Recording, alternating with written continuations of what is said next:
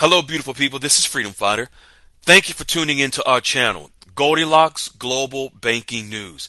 Everybody knows that Goldilocks is the #1 source for the RVGCR. People from around the world tune in to see what Goldilocks is sharing on the RVGCR. Don't miss your chance and get your latest updates every day. So like, share, and subscribe to this channel to get your daily podcast from the Goldilocks articles on the RVGCR. Brought to you by Freedom Fighter.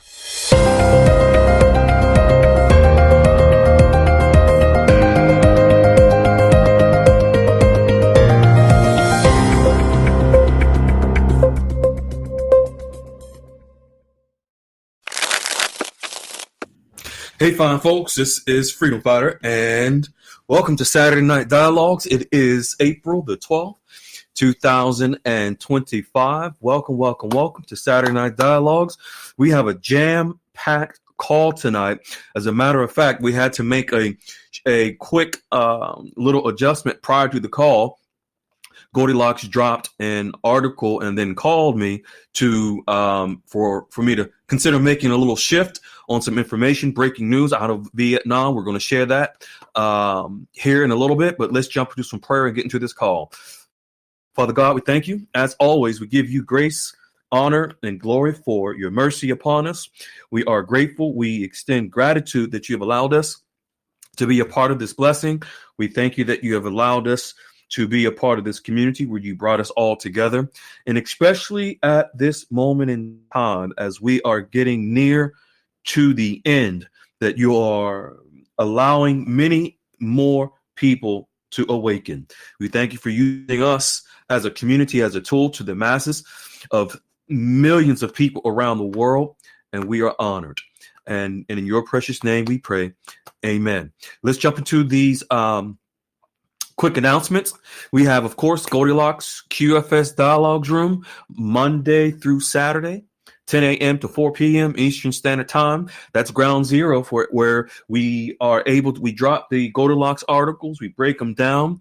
We, as the tribe, we are able to help one another. Wiley, myself, and the tribe, we are there helping each other to follow the 8 steps that many of you are hearing members with their amazing success stories with the actual bankers, whereby members are having their contracts signed and agreements with wealth managers. They're having their accounts set up, trust accounts set up for free. They didn't pay for them. They have their funds, the accounts for where their funds will be deposited into, their currency funds where they'll be deposited into, set up. When the time comes for the RV, they don't have to wait and hope for and pray for some notification. Our members are already set up at the banks. Goldilocks QFS Dialogues Room is where we do that education. You can click the link at the top of the description and join us. We will help you to do the same as other members, and the members that are always constantly reaching back in the room. We have great leaders that help each other to and to help new people to get where they are with their success. Then we have Dee's Room, where Dee drops a ton of articles throughout the day, whereby she shares articles from around the globe regarding the global financial system. Then we have Crypto Finance News with Dave Rose Big Dog. Anything related to crypto, that's the room where you want to go and ask your questions. And then special impromptu call we did Thursday with Bambi and Trunky 66, where they are. Bambi's from London and Tracky's from France. We did an impromptu call where we have bankers that are sharing their information regarding what's happening with the RV from the inside. And they've shared some details with Bambi and Truck 66 as well, Track Junkie 66. And that call will be released on Sunday, tomorrow. This call is live right now, so it'll be released on Sunday at 1 p.m. Eastern Standard Time. By the time folks hear this recorded call on Monday, it would have been yesterday on Sunday at 1 p.m. Eastern Standard Time. And that will share with you just as much as what Goldilocks has been sharing with everyone else about what's happening. And now we have London and France bankers giving feedback on the same things that Goldilocks has been sharing with us. Then, last but not least, we have Goldilocks Global Banking News. That is your daily podcast where we bring it to you in audio form as a podcast on YouTube, where it is you do not want to miss the updates, especially now, folks. You don't want to miss anything that Goldilocks is sharing related to the RV. In regards to the Goldilocks Global Banking News YouTube channel, if you have not subscribed and hit that notification button, you might miss out. No, you will miss out on valuable information that will prepare you for the RV. That also, Goldilocks Global Banking News, we've reached 17,000 subscribers and, of course, over 1 million views from around the world. Tonight, we will give you the latest updates by Goldilocks on global currencies and how they are affected by the tariffs. You know by now, tariffs has hit mainstream, all over your mainstream media, all over your social channels. And as we shared with you last Saturday, we showed in writing proof going back to October the 8th, 2021, when Goldilocks first posted about tariffs and how they were needed to be negotiated and tariffs had to come down in order for currencies around the world to move for the RV to occur. And it's been over 400 articles since October of 2021 that Goldilocks posted about tariffs. And then here we are. It's mainstream in your face. See, this is why Goldilocks coined the phrase, watch the water, because currencies move on the water through trade. All right. So now that's what we're going to touch on that. And then we're going to share Iraq and Vietnam have signed agreements with the U.S. this week regarding tariffs, which will affect their currency values in time. And then right before the call, like I said a few minutes ago, Goldilocks dropped an article and then called me, asked me to share this latest article that was just dropped on the newest developments with Vietnam and the United States. All right. So tonight, we have some special guests. We're going to have amazing folks that are going to share their latest bank updates with you. You haven't heard from these folks. They're not new. Their updates are. We're going to have Shasta Smoke. Then we're going to have Jax's mommy. And then we're going to have Curly Sue in that order. Shasta Smoke, Jax's mommy, and then Curly Sue. And then, of course, the one and only Peculiar Ram that will read the articles. All right, beautiful folks. And it looks like Shasta Smoke hasn't made it yet. So we're going to go right to Jax's mommy. If you can raise your hand, we're going to come to you, young lady. When you can unmute.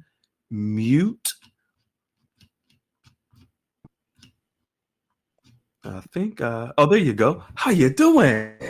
I am good. How are you? I'm doing great. I got to tell folks, this young lady, her and her husband are amazing. This is Bonnie and Clyde. And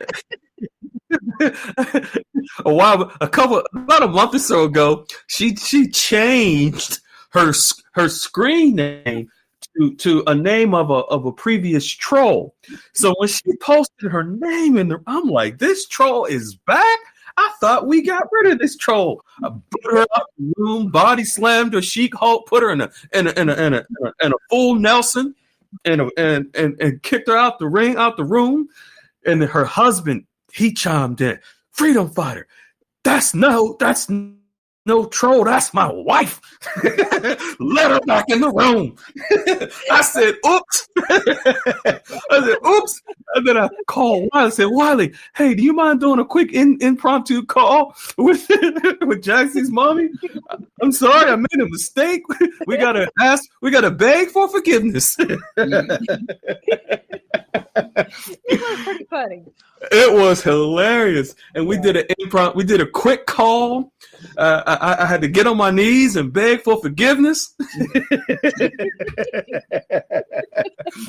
And she convinced to tell us her and her hubby about their amazing bank story. That's about a month ago, but now they have progressed even more.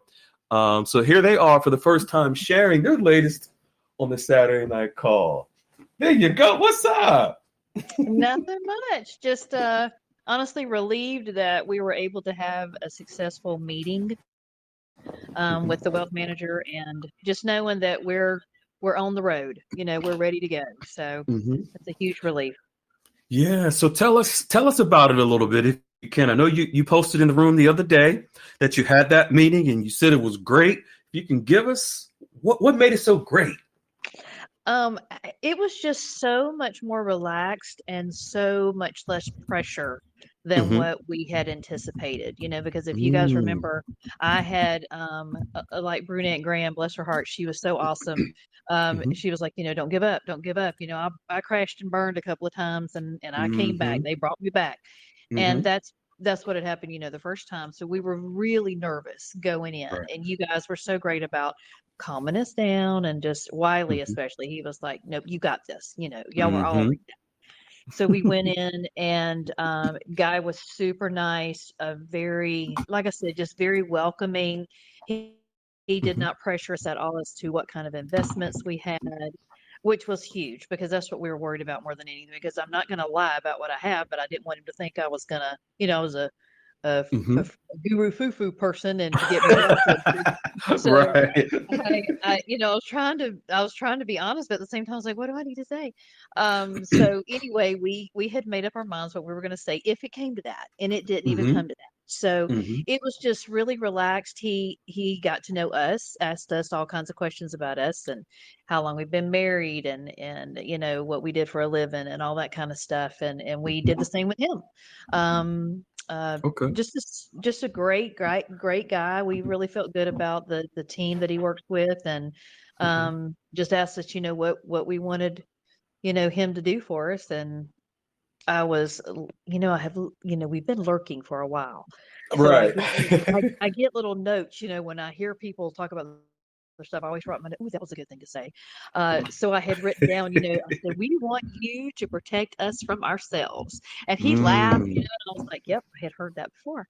So, but it was just a really great conversation. He emailed us by the end of the day. He had an email in both of our email boxes, and gave us some information before we left, told us that we would definitely be getting, he'd be getting in touch with us. We'd be talking, and that, how did he word about our liquidity event? Yeah, he said, I look forward to talking to you, some more, especially, when your liquidity event happens.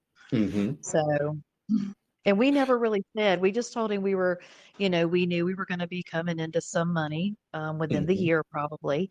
And we expected him to say, how much? What is it? And he never asked a word. And later in the conversation, actually towards the end of the conversation, he made a comment.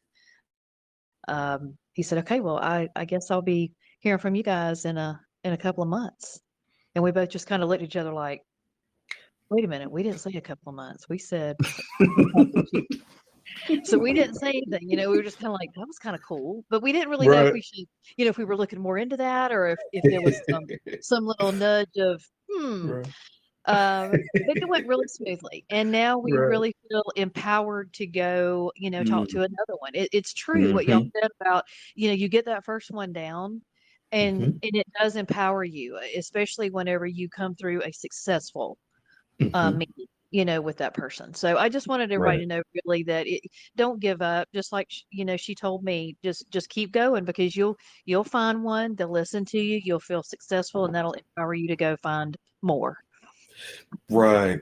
It's beautiful because I remember Brunette Graham being such a huge help and a great mentor to you guys in the room because she's been where you guys are, and she had some ups and downs in the very beginning, but of Yes. course she surpassed all of that, Hmm. and she's completely set.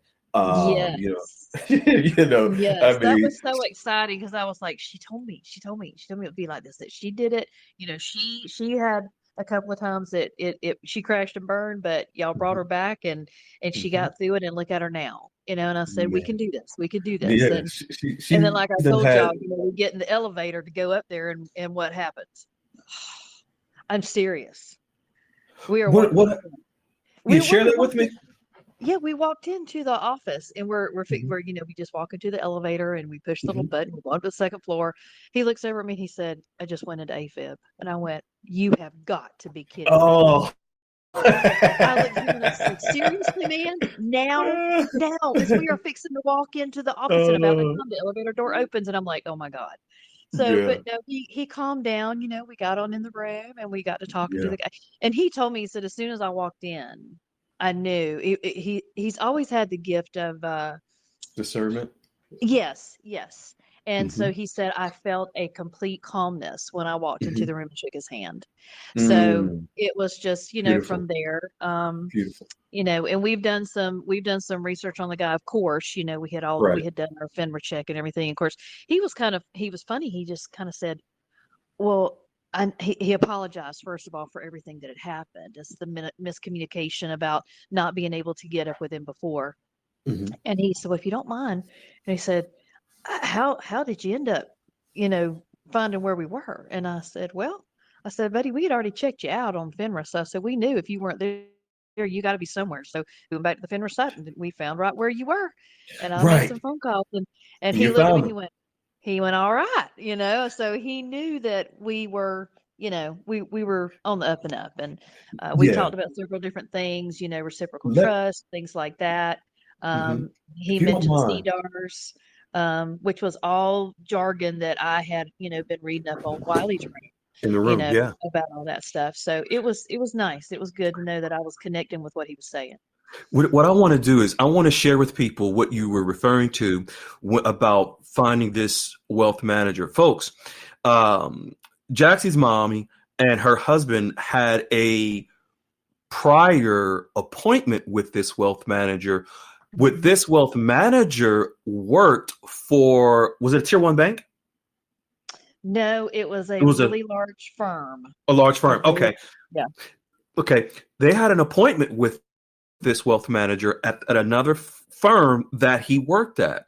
Hmm. It was all planned. In fact, was it a dinner or a lunch or something? Yeah, we were That supposed to meet at the restaurant at mid-afternoon. We had already set the okay. time. They just didn't have the place yet. Right, right. It's, if I and if my memory serves me correctly, correct me if I'm wrong.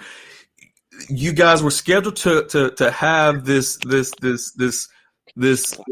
lunch at this restaurant, and then all of a sudden, did he not show up, or was it called off? Which one was it?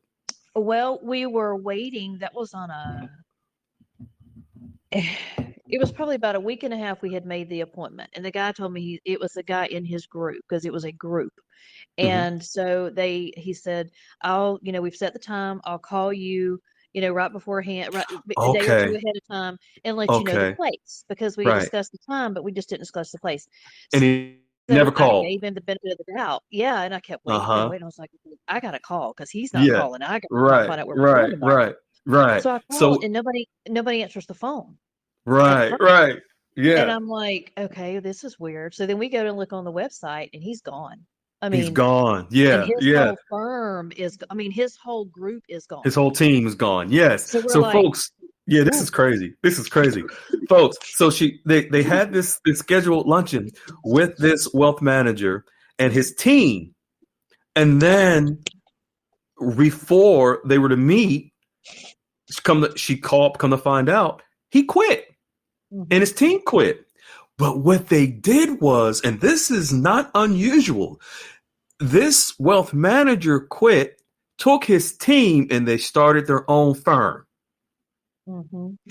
And he had been with this big place for over 20 years.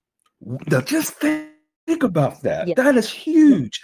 that's He huge. he's he's been at the same firm for 20 years and then boom, all of a sudden he's gone. And it wasn't all this. It was all of a sudden to her and hubby. But folks, I guarantee you, this wealth manager and his team, they were planning to jump ship and create their own firm, start their own firm for a while. Mm-hmm. No coincidence. So what she did was she tracked him down. She she put an APB out on him, Right. and she found where he went, and then that's how they ended up having this successful meeting. That's amazing. Wiley, you want to jump in here? This is I crazy. remember when she had that meeting, she goes, "Oh, the guy was so great. He disappeared. Should I track him down?" I'm like, "Yeah, you go track that man down." You did. You did. You sure did. And I did. Well, it's not uh, coincidence that he worked there for 20 years. He sees the writing on the wall. He sees the opportunity to Mm-hmm. work for himself and use the connections he has still into the big firm players that he Mm-hmm. still associates with. That he's Mm-hmm. going to be able to do everything he can for you and still get you where you need to be, even using those relationships he had over at that other place. Yes. Yes. Yes. So, Yeah. He was very you could tell he I got the feeling he kind of had an idea of what we were doing or what it was, but like I said, he never pushed us. I think at one point he asked, and it was only because we were trying to discuss particular things, and he made a comment about, well, is it maybe inheritance or is it a lawsuit or is it? And I said, no, we just made some investments. He said, okay. And that was it. Seriously, he did not push like what kind of investments or, anything. He did not go any further. He said, okay. So then we went on and we kept mhm, talking about what we expected and, things like, financial stuff. So, mhm. but it was a very good conversation. We left there feeling very good. Um, he introduced us, of course, to the rest of the team, gave us his, cards and said we'd be in touch. And like I said, we had an email in our box within an hour and a half, 2 hours after we had left the office. yeah, and it's always good to follow up when Beautiful. you get that back. That let them know you're in receipt of that. Had a Yes, nice, and I did. kind of like I when you leave did. the job interview. You always want to Yep. send that little note back. Hey, thanks for your time. Hmm. Appreciate you sitting down with us. I sure did. I Hmm. did Yeah, that. And yep, I sure did. So he got it it was later that evening, but I had to send it back late, but I got it to him. So, but Beautiful. yeah, it was a really good meeting. We were happy. We're excited about doing, doing more business with them. And like you said, now we can go on and try to interview other people. So that's what we're going to do Hmm. too. yeah, and I'm glad that went good because I noticed this week a lot of people have been getting stuck. And they get stuck Yes. because the Hmm. guy don't want to talk about the money. Well, if the Hmm. guy's so hung up on money, he's not the guy you need. He's worried That's about right. Hmm. That's right. his That's right. portfolio, not yours. Thank him Hmm. and move on. Don't get That's stuck with right. somebody who's not willing to talk to you beyond what they're stuck on the Hmm. money. Hey, where's it coming from? Where's this? Oh, well, when you want to talk about it, come back. Folks, just move on. They're not the person Hmm. for you. Move on. Hmm. And They're I'm more telling you, worried about them than you, and that's not going to be a beneficial relationship. So just exactly, exactly. Hmm. And I just have to say, I mean, again, I've told y'all this. I don't know how many other people have told y'all this before, but your optimism and your faith in us that we have what it takes to get this done. It's huge because when you get burned like that first time, you're scared to death to go back again because you don't want it to happen because it just really demeans you every time you go and something like that happens. So to have an actual positive experience was exactly what we needed, first of all. But just I wanted to encourage everybody, don't give up, just keep going. You will find that one wealth manager that fits with you and that makes you feel like you are important and that what's going on in your life is it matters to them just as much as it matters to you. well, Hmm. this is business. I'm glad you said that. This is business, and you got to be able to learn to take care of business because this is your business. Mm-hmm. And it's very Hmm. important that you understand how to run it, control it, and manage it. You're going to hear a Mm-hmm. lot of no's. You're going to hear a lot of things that just aren't going to be conducive to you. That's why it's important to build relationships and find Mm-hmm. somebody that is on Team Jaxie's mom that's going to work with you. And you're going to just keep stacking people on that relationship from CPAs to attorneys and all this stuff that's going to be beneficial for you to encompass a complete portfolio. It's going to take you a good year before you have everybody in this portfolio for tax mitigation and legal counsel and trust. I mean, all those take a while to craft and put together so they're all conducive across your business structure that you're trying to do. So it's very important to get off on the right foot with the right person and don't waste your time getting stuck with somebody who's just like, well, I need to know where the money is. They're Right. trying to gauge where the money is so they gauge where they're at, where that's going to Mhm. put them. Are they moving up the Mhm. ladder or are they just going to be stepping where they are? Don't waste your time there, folks. Right. Right. Right. Yeah. Actually, in the email that he wrote us, he actually did include names of the CPAs and attorneys for us to check out. So that was interesting that you said that. Now, mind you, attorneys are the most expensive any structure you'll do. So that's why they always kind of bring you there to the last. They like to have everything structured and put together Mhm. so they can just put in front of them and say, hey, look this over for us because time's money with those guys. The more Yeah. time you put in with them, the more money you're going to pay for them. Not that they're not worth it. It's just understand that you want to be making money before you really hit those guys. Exactly. And that's what I told him. That would be kind of like later, But of course, I was appreciative of everything he gave us and all the time that he took with us. But it was a very good meeting. Like I said, very positive, and like I said, we feel more comfortable going to someone else. And whether or not we get a good response from that next person, it remains to be seen. But at least we feel more confident to do that. So you're saying your husband won't go into AFib and the next one he does. Honey, I don't know. I'm not saying that. He's over here laughing now, but yeah, it was not so funny when it happened. I was like, man, are you kidding me? You haven't been in AFib in forever. And now you decide to do it the moment we're walking in here to You're meet like, with I this called guy. in some favors. I hunted this guy down, put an APB on him. I find out where he is. I get I an appointment. You pull know. this? I know. And he was fine up until the moment we walked into the elevator and hit the button and the door shut. And he looked over at me and I was like, uh-uh. Yeah. Let It's me not ask you a good, couple guys. It's things. not good. I got two But things I want to ask you because I know we worked with you on a private call and spoke to you about that. But what yes. was your plan before you ever ran into Freedom and myself and the tribe and really had a plan for Ooh. yourself? What did that look like for Oh, you and you your don't. husband? Okay, let's just say guru foo foo to the highest extent. So basically, you were just running to a redemption center, bank, Yeah. whatever they're calling them Yes. now, and just going to park the Yes. money and had no plan. Yes. Well, I mean, you don't know how many times he has said, I thank God every day that I came up on Freedom Fighter. I thank God every day that I came up on him. And I'm like, I'm so glad you do too, because we would still be in this la la land of thinking this place existed and that, and common sense had started occurring to us at one point because I was like, really? I mean, do you really think this redemption center is going to have the kind of money that these people are saying that they're going to have when they go to these exchanges? And this is just going to be some random place out of the Yeah. blue, and they're going to call us by some weird 800 number, like we get scammed with numbers all the time, 877 800 numbers. Yeah, this one random 800 number is going to call us and tell us where to go. And I said, it makes no sense. And Mhm. then seriously, you guys have been a godsend. Seriously. Well, I still ask to this day, what regulated entity is standing out there in front of everybody say, hey, we are regulated. We're backed by U.S. Treasury. We have all the Yes. stuff we Mhm. need that will be doing this Mm-hmm. for you. No one has Mhm. ever Mm-hmm. come forward other than the gurus touting like, oh, I've been appointed. Mm-hmm. Really? I've been at this Mm-hmm. 20 years and nobody's been able to do that. But outside of that, I Mm-hmm. don't want to get into that tonight. Um, Yeah. Yeah. Goldilocks Freedom Fighter, you guys have been amazing. And thank you for opening our eyes and for leading us down the right path. So now say that you Mhm. got this business relationship done and you're going Hmm. to grow because it's inevitable to not grow in this stuff as Yes. you learn. Yes.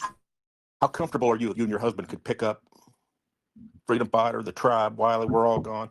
How confident that you are you could pick up, handle your business today, and you Yeah. could go do this on your own because you know you have the process, the know-how, and the knowledge to go do this. You feel comfortable enough that you could just go out and do this again on your own to keep growing you, to grow your family, to keep growing that Yes, business sir. that you're creating? Yes, sir. But it's only been because of y'all. Seriously. We've learned so much from y'all since we started in this room. And it's just, everything Goldilocks puts, I mean, seriously, religion is like every morning. That's like, we read it and we Mhm. check everything. We listen to the podcast and everything. So it's been greatly informational. Wally, your room is awesome.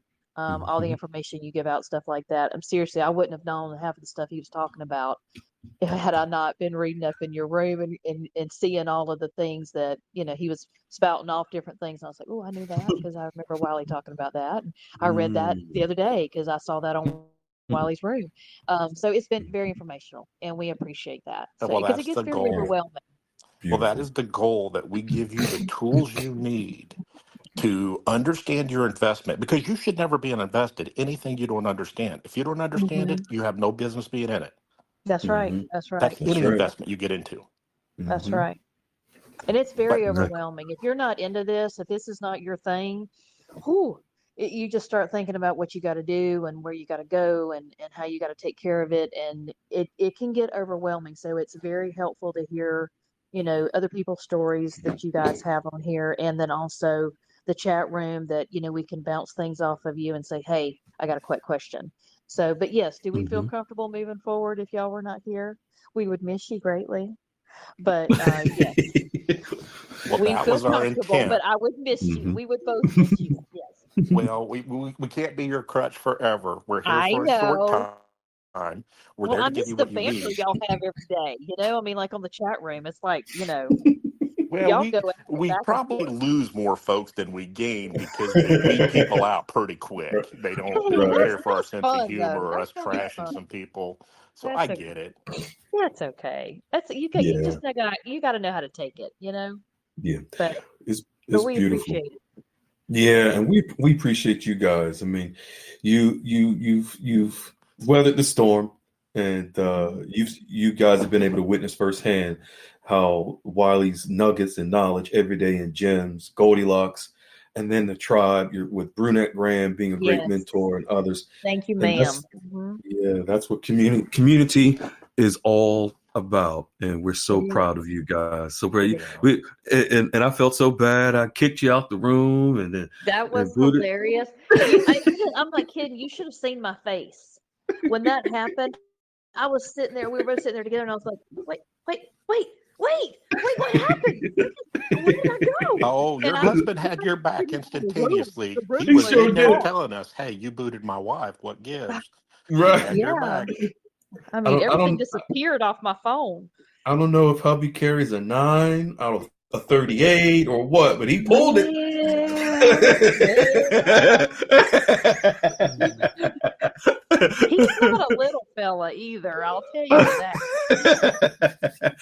That's so awesome. We love you guys. We appreciate you. We love you And guys too. yeah, and the best is yet to come for you now. It's Thank only going you. to get better for you now. And you got this one firm that you're already comfortable with. When you walked in, hubby was like, "Yep, this is it." You tracked the wealth manager down. And Wiley, it's just crazy how. And I know you mentioned this. It's just I'm thinking about it again. How this wealth manager has been at the same firm for 20 years. He has his whole team in place. All of a sudden, they pack up and leave and start their own firm. Mhm. That, like Wiley said, that's because um, they'll be able to do more for you and for Mhm. themselves Mhm. by branching out and doing their own thing. Exactly. Yep. Exactly. Exactly. They make Yeah. more to gain on their own than being Mhm. with this other. Yeah. Yep. Hmm. And you Yep. understand why he couldn't reach out to you, right? Because you were Yes. considered persona non grata because you were at that other firm, and he can't Yeah. go shop that because he Mhm. went and hung a new shingle. You would have had to reach back to him because he never would have got back to you, because And he that's just thanked me something you for that. don't do to another wealth manager. It's you just don't do it, and it's in the business. Mhm. Banking, you don't do that either. It's just one of those things you Mhm. don't do. You don't Yeah. bogart somebody else's client. Yeah, Mhm. he was very he said, "Well, thank you for finding me." He said, "I appreciate that." So, he was, I mean, he thanked me for it. I'm sitting here thinking, "Yeah, you're gonna be thanking me probably later." But, for now, I'm just glad that I found you and, we can move on. So, Yep. Beautiful. Well, Well, he's thank you got the guys. know-how and knowledge that he's going to be able to take you a long ways. Mind you, what we only That's do right. is we scratch the surface for you so you have an understanding of what you're getting into mhm, and what you need to talk about and have a base understanding. But get with them, learn to grow, learn to understand it, and we are. keep those relationships building, because that's going to be your ultimate success. We That's will right. definitely do that. But thanks again, That's it. guys. We love Thank you you. guys immensely. Appreciate everything you do for everybody. All right. Absolutely. Thank We you. appreciate you. Thank you. Appreciate you. All All right. right. Shasta Smoke. Shasta Smoke. If you can unmute, you are next up to the mic. Are you able to unmute? Afternoon, guys. Howdy. How you doing? Good. How's everybody doing? Doing well, doing well, doing well. Awesome. I called Awesome. you out. I called you out first on the call. Nope. And you weren't there. I said, okay, well, let me go to Jackson's mom. I said, wow. I said, where's she at? Where's Shasta Smoke? But I here you was go. I was in the kitchen and I had my phone and I happened to look up at the microwave and I was like, oh, gotta run out of the kitchen. And by the time I got on, you was talking to Jackson mom, which it was What's okay. up? I was like, at That's least he okay. has somebody to talk to. Oh, yeah, I got plenty of folk to talk to. Yeah. Awesome. So you shared a great, amazing update. I know you might be a little nervous, but you'll be okay. But you shared a great update. And how long have you been a member of the room? Let me ask you this. I think this is my 4th week. Yes. What? It's my 4th week. Wow. Yes. You jumped in and just out the box. You put your track shoes on. Well, when I was reading the feed and stuff, and when they got to talking about the tier 1 banks, Mm-hmm. I was like, okay, I fit a lot of that. Mm-hmm. So I see a lot of that. I took the steps and I went Uh-huh. through the steps and set up meetings. Mm-hmm. And the first one, like I said, it was good. Mm-hmm. Then I had a meeting and I sent my little questions out. Uh-huh. And, Why these questions? yes. Uh-huh. Why these Mhm. questions? The good questions. Mm-hmm. And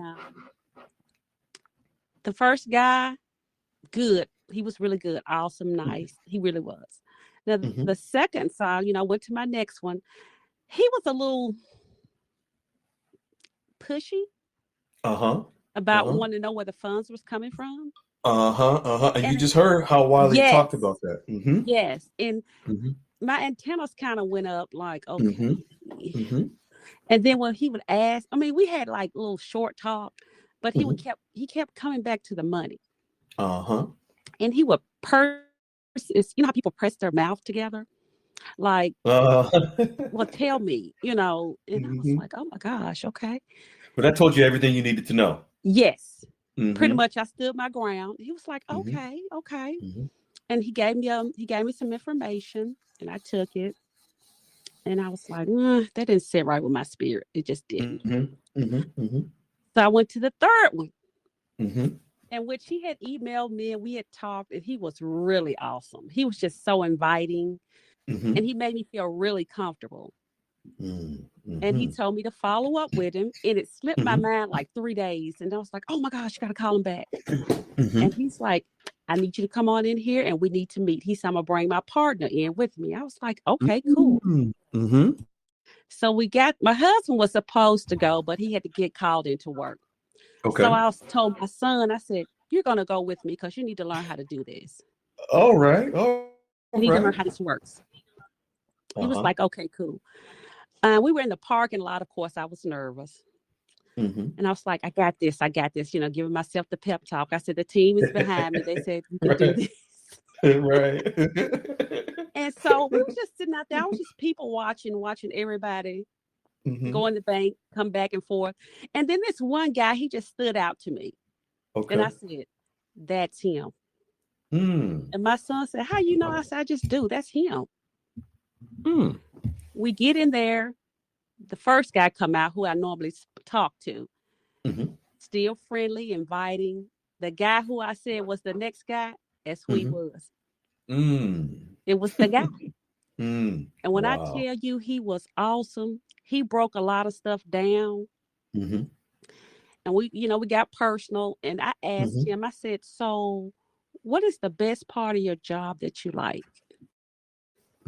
He said, I'm going to be honest. This happened to me years ago. And he was saying he got a windfall from his dad. And he said he got a wealth manager. He said, I liked him, but he didn't really help me. And he said, I messed up big time. And he said, I've always said, when I became a wealth manager, he said, I'm going to break everything down to every one of my clients to make sure they understand. Mm-hmm. He said, because you must understand this. Mm-hmm. Mm-hmm. And they were just awesome. And they said, when you call us back, he said, do not text. He said, here's my direct number. Both of them gave me that direct number. He said an email also. He said, we're here Mm-hmm. for you. Mm-hmm. Beautiful. And which I had another meeting with another wealth manager, which I did. Mm-hmm. And nice, loved it. But they just didn't, I just didn't feel them like I felt the previous ones. Right. Okay. And they were Okay. awesome. Yeah. And they said they was looking forward to, working with me. Nice. So now that you've gotten this out of the way, are you going to be interviewing others as well? I know they had the one after that you didn't care too much for, but you're going to continue, or you're going to just stick with this one? I'm gonna go to one more, Okay. but at least I have somebody I know that's going to stand with me and I'm Right. comfortable with. Mm-hmm. So yes, I'm gonna go for one more Okay. and Excellent. see, what they have to offer too. Right. So you got this one in your hip pocket, and you'll get another one possibly, which you can, if you so choose, then you'll be able to diversify between the two of them. But you're in a situation where you're in a position of strength, and you're in a position of power. You're not in a weak position at all, because you have this relationship with the actual person that will be able to manage your money. And what I encourage you to do Okay. is to continue to nurture that relationship with this particular wealth manager. Gotcha.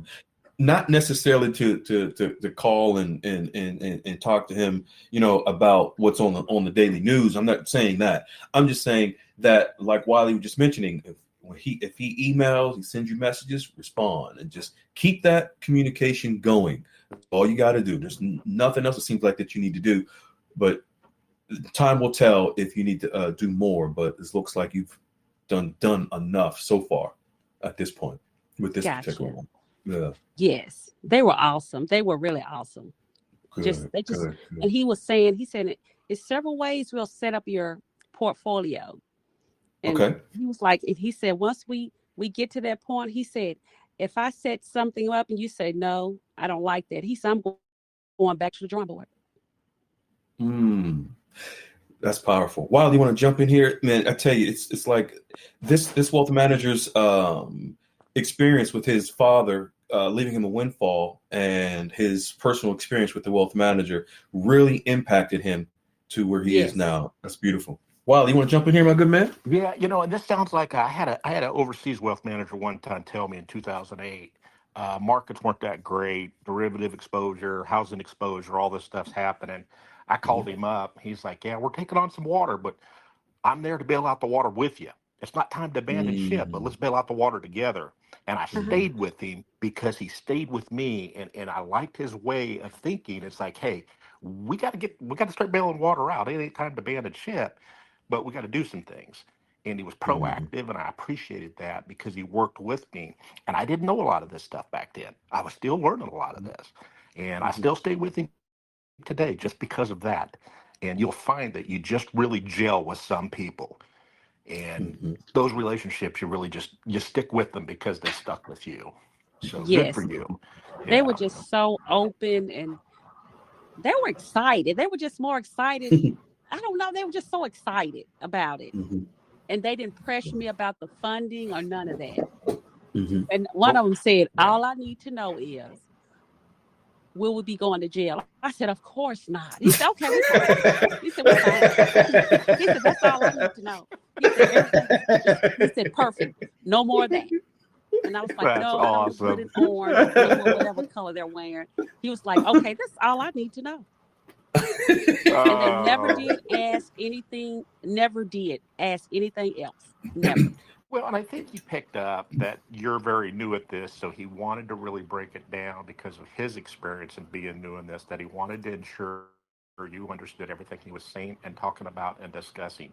And now, mind you, when you put this stuff together, you need to do a 3 month, a 6 month, a 9 month, and a 12-month tune-up as you're developing this stuff and you see it kind of play out and working. And that's your time to fine tune it. And then you'll Mm-hmm. probably the next year probably just do a 6 month and a 12-month review with them and just continue on that. So just know that first year you're going to be visiting with them about every 3 months to tweak and tune things as you kind of lock in. Gotcha. And one of them spoke about the tariffs too. They said once the tariffs, iron themselves out, everything will be okay. They did mention that. I was like, oh, okay. And Wiley, isn't this amazing how it seems like now all of our members who are meeting with wealth managers, that the wealth managers are bringing up the tariffs? It's Yep. amazing. Well, I hope people understand that that money didn't disappear, vaporize out of the market. It just changed hands Mm-hmm. because a lot of people Right. panicked and got rid of it. While the wealthy don't panic, they just reallocate. Right. And that's how you guys need to start thinking as you're coming into wealth. It's a mindset shift. Don't panic Mm-hmm. and jump out. You just diversify and change up. Right. And we're gonna touch on that tonight.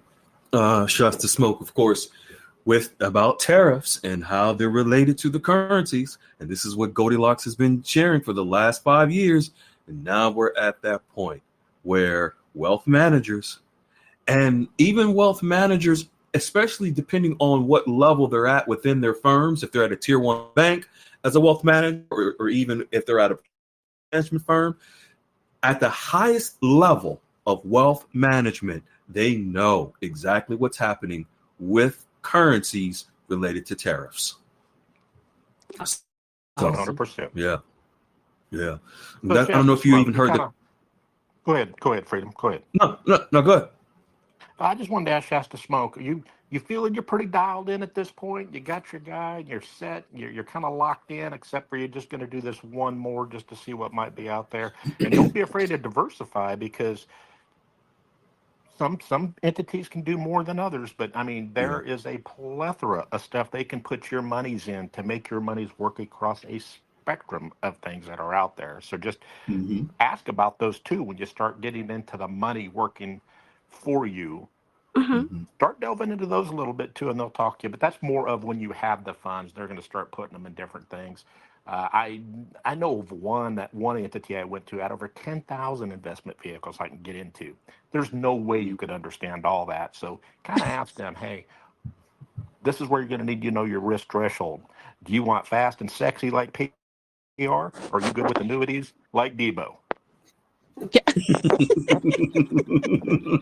Right. That's awesome.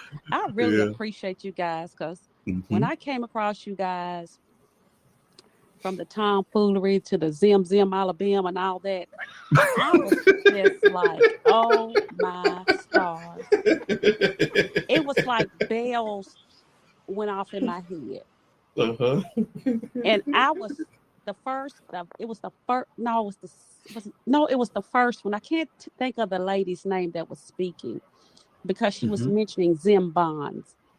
Mm-hmm. After that call, you guys, this is no joke. Mm-hmm. I literally got sick. Was that Lady Unique? Yes, yes. When Yep. she was talking, I was like, oh, because something never sat right with me about that. It just Mm-hmm. didn't.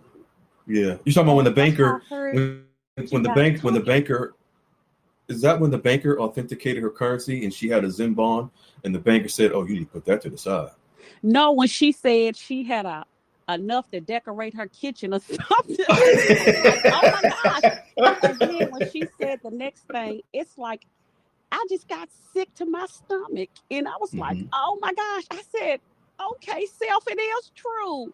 You know, because Well, I if knew we something was off. You know how you know when something is off? Mm-hmm. And I Yeah. kept on saying, why would listen to the Goo Foods and the Rurus? And I kept on saying, why would somebody put their money over here? And how's somebody gonna call me? It wasn't making sense. Mm-hmm. Well, there's And kind once of I several listened to things you, going there. If the banker's saying, hey, we can't deal with that, they already know it's not ISO compliant. They can't work Right. with it. You can go It out and look was at the it was ISO a list yourself and see that it's been demonetized in 2009.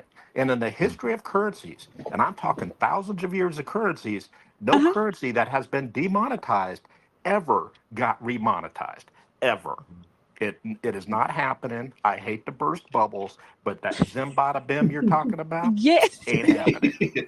Yes, and when you guys put out that the ISO Mhm. 4217, and I looked, and I was like, oh my stars, this is not right. And I was like, Mhm. oh, and I just got sick, Mhm. and I was like, this they ought to be ashamed of themselves. Well, that's one of the reasons we're not popular because we bought the actual receipt to you all, said, hey, here's what the banks look at. This is what's on Forex. If it is not tradable here, it will never Mhm. be tradable anywhere else. This is the guidelines they work at. These are the Mhm. standards, Mhm. not And guru make believe. I'm saying it, so never it's got to did be they true, never and I they've say it never enough said times. that. Never. They No. never said Well, nothing they about haven't looked at it themselves. They got high up Yeah. sources who's tell them it's going to be in there. Clearly, like, okay. yes. And all this med bed talk. And I'm like, are we on the enterprise? What's going on? I mean, where's all this stuff coming from? It was just too But much. we're glad you are awakened now, and Yeah. you're on your I way. appreciate you guys. I Yes, yes. appreciate it. No, that's what You're we're And here Wiley, for. all those gems you drop, oh my goodness. Mm-hmm. Well, Thank I've you. realized some of Thank you, that's a little Freedom. advanced yet, You're but you're welcome. going to get there. In that room, I have it. I have it on good confirmed from Lady E. That Mm-hmm. room will stay up for a period of time for everybody to go back and look to, Mm-hmm. but it'll always be there for a while. Yeah. I have a book of a little bit of everything now. I'm like, oh my goodness. Well, we're I so thank you proud of guys. I you. really do. Thank you for sharing. We know also the best is yet to come for you. It's only going to get better from here for you. And we're here for it. And of course, we're there in the room, the tribe. We got you back. Whatever you need. Thank you guys. You're welcome. Hey, You Freedom, I think Monday morning we're going to have some memes come in that are Zim Zim Bada Bim or whatever. I know, I can see it already. right? I know we're gonna have Brunette Grand and Becky's grandpa are gonna have something whipped up. I know somebody's gonna get the Zim Bada Bim. That's doing. Thank you, I Shasta know. Smoke, for that Thank one. you guys. All right, Thank thank you, you. thank you. All right, Curly Sue, if you can unmute, Curly Sue, Curly Sue. Hello, good evening. Good evening. How you doing? I'm doing well. How are y'all? We're doing well, doing well. Thank you. Now I know you've posted a very detailed update not too long ago. How long have you been in the room? I've been in the room from now the I've been following Goldilocks since he or she was part of the previous group. Wow, Um, you've been around from the beginning. yes, and I Okay. been following Goldilocks post on Right. Telegram every day, and then I finally figured out how to get into the QFS Dialogues group. So I haven't been in that too long, but Okay. I've been with y'all or Goldilocks for since the very beginning. Wow, that is so awesome. And now, as you can see, and that says a lot that you've been following Goldilocks for all these years, and now you see mainstream what Goldilocks has been talking about is now in the mainstream media related to tariffs and trade and things of that nature. Yes, sir. And Very beautiful. So exciting. share with us. You posted in the room your update. If you can give us a brief update to share with everyone, and I know it'll be very inspirational to all those listening. Okay. Well, just briefly, the first time I interviewed a wealth manager at a tier one bank back in September over the phone, I sent him the email, the Wiley's questions via email, and we talked about him on the phone. Very nice man. We had in common. He was a former principal. I've been a teacher for 25 years, so we had that Mm-hmm. bond. Um, Yeah. he had been in the business for about 6 years. Of course, I checked with him on FINRA first. FINRA. That's my very Mm-hmm. first thing I do. I don't even waste time. I go straight to the FINRA website Yeah. to Yeah. check. Mm-hmm. And so that was a really good conversation. Then I learned, I read a lot, I listen to a lot. And I Mm-hmm. finally said, I was getting jealous listening to all these other people with their wonderful sit down, interviews with their Right. wealth manager. I said, I got to get me one. I got to do this. So, Right. I found a firm, one of the top wealth management firms, and I went to them over my spring break, sat Okay. down. My husband is a truck driver, so he couldn't go with me. So I was all by myself. I was like, oh my gosh. I was a little nervous, but I said a prayer, Mhm. walked in there and had my little notes and all my good things that I wanted to say, and, had my Mhm. questions, and they were very, very nice, very, very Mhm. welcoming. The one guy did at first he was like, well, what kind of money are we talking about? Where's it coming from? And I don't Mhm. think he was trying to be ugly about it. I think it was more he wanted to know what direction he wanted to go in, depending on how much money I was getting Mhm. or I was going to have. So Mhm. I said, well, I can tell you it's a large sum and it's going to be sometime this year, but that's all I can say. Mhm. And with that, he was like, okay, he said, and I could see his wheels spinning in his head. And so I just stuck with my guns and I was very polite. And he said, Mhm. okay. He said, I understand. And so he went over with me about the financial, how they work, how the financial Okay. plan, Okay. starts with Yep. my goals, our my Okay. husband and I our goals. Right. So Right. it was Right. really interesting. I took notes. Mhm. They were very helpful. I mean, it was really great. So Mm. they talked about the white glove Mm. service. They talked about Okay. wanting the right client, because not Mhm. only are we paying them for their advice, they want us to be willing to take their advice, and Mhm. not be hard headed. I guess. Right. Right. So I mean, it was really, really, really great meeting. Mhm. Excellent. Excellent. Yeah. What is one thing about that meeting that stands out beyond anything else? Um, how they could be reached at any time. And like I was saying, Mm. because I'm a professional as far as a teacher, and I always try to get back within 24 hours to a parent. And they said, "Oh, Right. we get back with you as soon as possible." And you have our email, phone number, text message. I have the one lady that I checked with on the FINRA site with her. I have Uh-huh. her phone number, and I can text her if I have Okay. any questions. And it was just a great, I loved everything that they went over with the plan for Okay. they gave me an example of a couple and their Uh-huh. financial plan. And I didn't bring up anything about the, currency that I have. Mm-hmm. But I did ask a question about could they exchange it if I wanted, Mm-hmm. we want to travel and go to Europe. And they were talking about, oh, yeah, we have all these little machines and stuff. I was like, okay. But I didn't bring up Mm-hmm. anything about any kind of currency that I have. Right. Excellent. Okay. Okay. Excellent. Excellent. Excellent. I love it. Wiley, you wanna jump in here? You have any questions? Yeah, I mean, you did great. I mean, especially the way you handled that Mm-hmm. currency deal. You kind of went at another angle to make sure that they could facilitate that. Mm-hmm. I would nurture that relationship a bit, and hopefully that might open up a door that you might find out if they could actually do the exchange for you. But Hmm. keep nurturing that, and you might Yes, sir. get that opportunity if that door opens. Stick your foot in it and just test the water. Yes, sir. I did follow up because I followed up that afternoon and said thank you again for spending the time, because it was like an hour and a half. They Okay. sat with me, and I told them, I said, I'm all new to this. I said I've been reading and learning and taking notes, and and I used what that another person said weeks ago, because I like to spend money. I'm a shopper, so I need to be protected for myself and my children, how not to spoil them too much, and how not have Mm-hmm. gold diggers down the road and think they're going to take all the money. And Mm-hmm. so I was honest with them. I do like to spend money, but I will listen and follow. Are you Their sure? Are you lead. sure? Are you sure? I'm kind of sure. So basically, what they heard was like, Curly Sue's going to need a trust to protect the Uh-huh. kids from spouses Mhm. should that break up. That way, the money's in a trust and nobody could go after the trust because the beneficiary is the children. Mom wants Mhm. to retire, so she's going to be put on an allowance Oh because they're going to yes. ask you that, like, hey, how much income do you need to retire? And then you're also speaking, I need generational wealth. So Yes, sir. you can kind of understand where that other guy's like, where the money's coming from, because you're asking the Mhm. right things, but in his Mhm. mind, he's going to think, what do I have to work with? And he's doing Mhm. calculations in his brain. How do I Yes, that's structure Mm-hmm. what this for I her? saw How do those I do wheels. this? I saw those wheels spinning because I did bring up generational wealth, and they're the ones that brought up the relationship.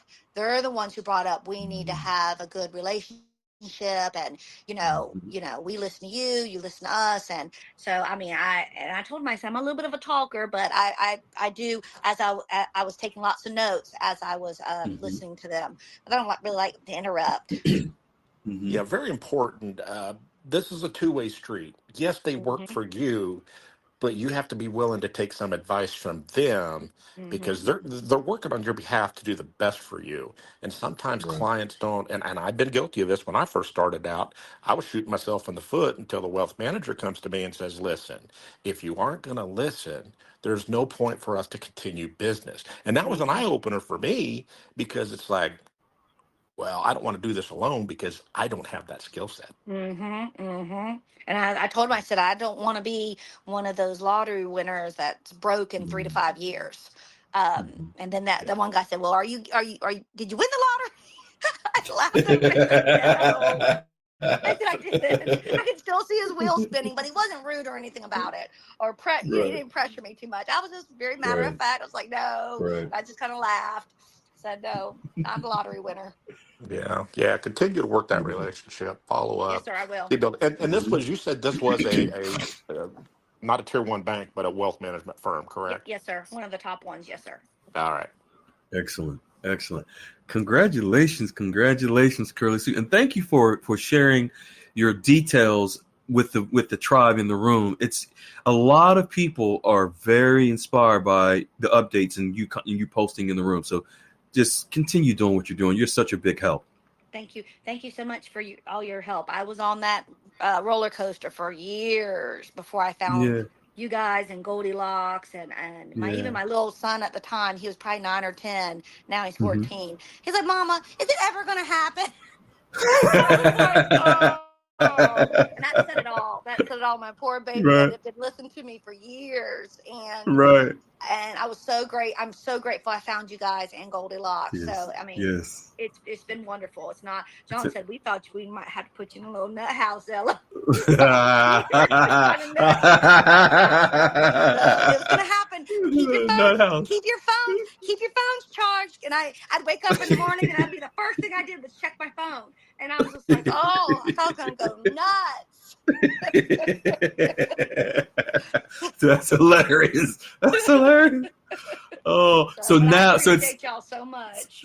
Right, y'all, no problem. So now it sounds like you have peace. Yes, I do. I'm not worried about, because they would say, don't let your money out of your sight, make copies of it. And it was just like, oh, it was so scary. I was scared I was going to get mugged and robbed. And I'm just like, it's so peaceful now. I mean, and I'm probably going to, once, I'm a teacher, once school's out, I'll probably go to probably do at least 2 more, with wealth management firms, and because I'm kind of on a roll, and I know what I'm looking for, and I'm just going to keep learning. Like I told them, I said I'm learning, so I may have some questions. I'm still learning, so but I feel much more peaceful now. And that's key. This is a learning process, and this is not only new for you, but 90% of the people that are in it have never had a wealth manager, and that's where the fear and anxiety comes in, because you don't want somebody to tell you, oh, well, you've been managing your money all wrong for years. That's not what they do. That's what they're not there to do. They're not there to rub your face in this or any of that. They're like, what are we working with? Let's see how we can help you. What are your goals? What are your risks?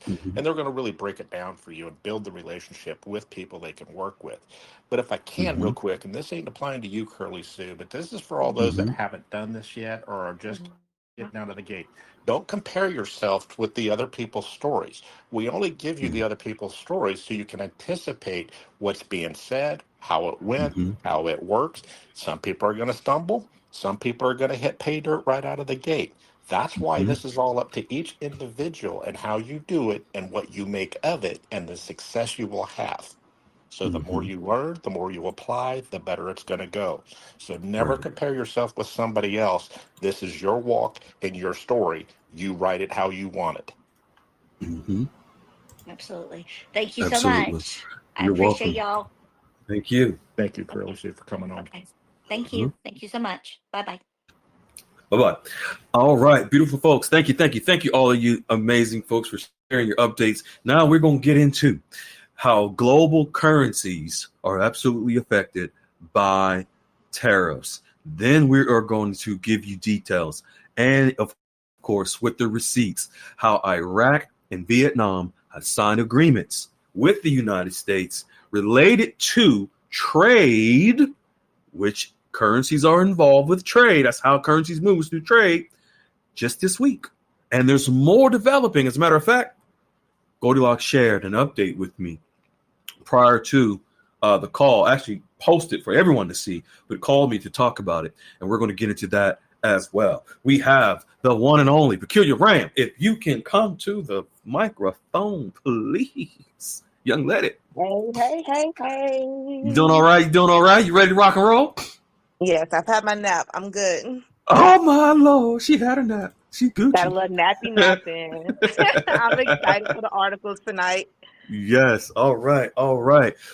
Folks, now, just so that you're aware, just to give you a quick little summary on tariffs, we know that we're now with President Trump as of Thursday, put a 90-day pause on the tariffs. However, it's with a 10% tariffs on all countries except for China, where it is 125 or more percent with China. Just so that you're aware, folks, tariffs are taxes on other countries, or taxes, which are tariffs on the United States.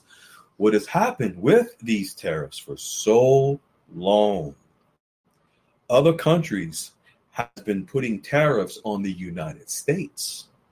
So taxing the United States for the United States to ship, just imagine the U.S. ships whatever exports, whatever goods to another country.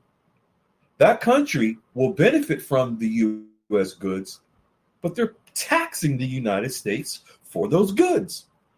And on top of that, because the U.S. dollar is the world reserve currency, those countries mainly have been utilizing the U.S. dollar for those trades, of the trading of those products. So by doing so, those countries were taxing the U.S., getting paid from the U.S. for those products, and the U.S. is beginning the short end of the stick, if you will, with these products that they're sending out. So this is why you see President Trump saying, we're going to hit you all with tariffs, all these countries, because you've unjustly been taxing us and hitting us with tariffs for decades. So ultimately, folks, the way it works is this. All of these countries have been taxing the United States for our goods and products we're sending out to their countries, but they've been utilizing the U.S. dollar for those transactions and not utilizing their own currencies. So think billions and billions of dollars per day in goods and services via trade on the water from country to country. And these countries have been using the U.S. dollars to settle those transactions, not using their currencies. Why do you think the U.S. dollar has been the strongest currency? Because of the usage of the U.S. dollar with all these countries around the world in trade. So now what tariffs does, it actually forces these countries to now figure out, okay, to stop devaluing their own currencies by just using the U.S. dollar, because the tariffs or the taxes on these countries now will force these countries to use their own currencies to settle these transactions, to settle these tariffs as well, so that they don't just use the U.S. dollar for the medium of exchange and settlement for these transactions. So now we see with the negotiations that we're going to talk about shortly and show you how now it's even at a point where over now 70, at first it was 50 countries that contacted President Trump right before April the 9th, which was the day that the tariffs went into effect at midnight. all of a sudden at the last hour, that the 11th hour, all these countries call him Trump, wanting to negotiate their tariffs. So instead of waiting until the 9th to get hit, in fact, it was Vietnam was supposed to get hit with 46% tariffs. It was other countries, 96%. Most of the countries, 20, 30 some odd percent. So when President Trump said, okay, we're going to pause the 90-day tariffs, it wasn't pause the tariffs and there is no tariffs on anyone. It was pause for the higher percentages of tariffs, where most of the countries will just get 10% hit. But folks, think about it like this. Even at 10% of a tariff on a country, that causes a shift in that country's currency at a minimum of 10%. I'm going to say that again. Even with a 10% tariff, that causes a shift in the global markets, the global financial markets, of at least 10% on their currencies. This is why if you're paying attention, this is why there is what Goldilocks calls the jitters within the global markets. This is why the markets have been going topsy-turvy, crazy. Because now these countries are trying to figure out how they're going to react to the tariffs. They're figuring out, okay, how can we stop devaluing our dong, devaluing our currencies in order to not get hit with higher percentage tariffs by President Trump? And when Trump, again, I'm going to repeat this, I've said it several times, 2017, he was asked, President Trump, what are you going to do? The journalist asked him, what are you going to do in relation to all these countries devaluing their currencies? This is in 2017. He said, we're going to level the playing field. But most people didn't know what he meant by level the playing field. Now we know it's through tariffs. Tariffs levels the playing field. And most people have been conditioned by the you-know-whos to tell people that leveling the playing field is all currencies will be equal. No, that doesn't exist. Leveling the playing field is for all of these countries around the world to be at an equilibrium relative to their own country, their own GDP, their own trade around the world, so that their currencies will no longer be devalued, but their currencies can now be equal to what it is truly worth. That is equilibrium. Each country will have a different value, a different worth of their currency. That's equilibrium. And tariffs indirectly force these countries to negotiate and do something about devaluing their currencies. Now, let's jump into the first one, Peculiar Ram. I had to lay the foundation for us real quick. Yes, of course. Reciprocal tariffs level the playing field. Mm-hmm. The next article is from shafak.com, Iraq. Mm-hmm. From Iraq, it says largest U.S. trade delegation in history arrives in Baghdad.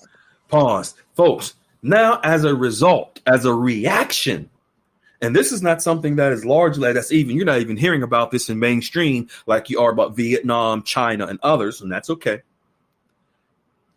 But as a result of the tariffs, now the largest trade delegation in history arrived all of a sudden from the U.S., gets on a plane and flies to Iraq. The largest U.S. trade. Remember, tariffs are done in trade when countries trade with each other. This is why Goldilocks has said, watch the water. Why? Because our currencies will move through trade on the water. Remember the World Trade Organization and why it's so important? It's where countries trade products, goods amongst each other.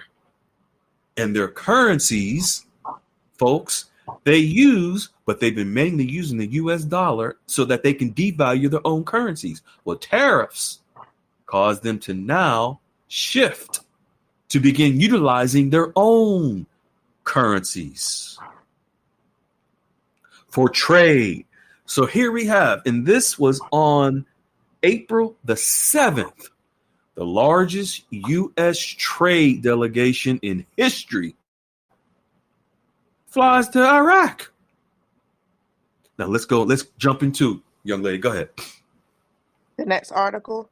Yes, ma'am. The arrival of a large U.S. trade mission. The arrival of a large U.S. trade mission in Iraq to sign several agreements could potentially influence the value of the Iraqi dinar, but whether it will raise its value depends on several factors. The Iraqi dinar's exchange rate is currently fixed by the Central Bank of Iraq, meaning it doesn't float freely on global markets like many other currencies. As of now, the official rate is around 1 USD to 1310 IQD, though parallel market rates can differ. Because of this fixed rate system, short-term changes in the dinar's value would require a deliberate decision by the CBI rather than an automatic market response to increase trade activity. This is changing for recent articles shared in this room. That Pause. said, Second, beloved. okay. 1 second. Now, what Peculiar Ram just shared by Goldilocks, and I'm going to read this very carefully, folks, so you understand. Because of this fixed rate system, meaning Iraq's exchange rate, short-term changes in the dinar's value would require a deliberate decision by the CBI rather than automatic market response to increase trade activity. So let's look at option A and then option B. Option A is for a country for where their central bank changes the value of their currency. Option B is where the market, the global market, determines the value of that country's currency rate. What Goldilocks is sharing is the way that Iraq is set up. And this confirms what the CBI told Goldilocks directly, and Goldilocks has shared, and we've shared it several times, is that the CBI, so folks, what the CBI will do related to the dinar is different than what the Central Bank of Vietnam will do to the dong. The Central Bank of Iraq will deliberately determine what the value of the Iraqi dinar is. The Central Bank of Vietnam will allow the global market through trade negotiations. The Vietnamese Central Bank will allow the open global market to determine the value of the Vietnamese dong. So that means that the Vietnamese dong will float. And this is where even Wiley shared before about having an exit strategy for you to determine where and when you're going to exchange your Vietnamese dong, at what rate. But there's a difference. Pay attention to this. There's a difference in how the dong will go up in value and the dinar. The dinar is the only currency right now that we're aware of where the central bank will just determine its rate, boom, and that'll be it. Whereas the dong and others, the open market will determine it. So when this is stated by Goldilocks that the CBI will deliberately change the value of the dinar, and again, it is not. Did I say not? I sure did. It is not the HCL. It is not no oil deal in Kurdistan. It is none of that. The CBI, the Central Bank of Iraq. It is not nothing in the budget. Folks, this is directly from Iraq and how their value of their currency is structured and how it will be done. But it's very important to understand that now the CBI will begin to get heavily involved because now this is where the value of the Iraqi dinar goes up, it is from private investment infrastructure projects. This is not nothing new. We've stated this several times, and Iraq has stated this several times about infrastructure projects and how they were so important.